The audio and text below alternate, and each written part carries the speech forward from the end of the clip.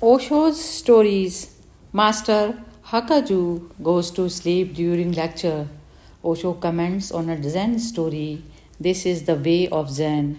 It is the most unique phenomena in the world of religions. Hakuju, a great Zen master, served as a distinguished lecturer at the Tendai Sect College.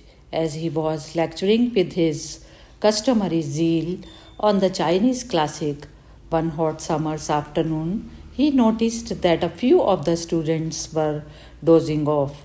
He stopped his lecturing in the mid sentence and said, "It's a hot afternoon, isn't it? Can't blame you for going to sleep. Mind if I join you?" With this, Hakuju shut his textbook and, leaning well back in his chair, fell asleep. The class was dumbfounded, and those who had been dozing were awakened by his snores.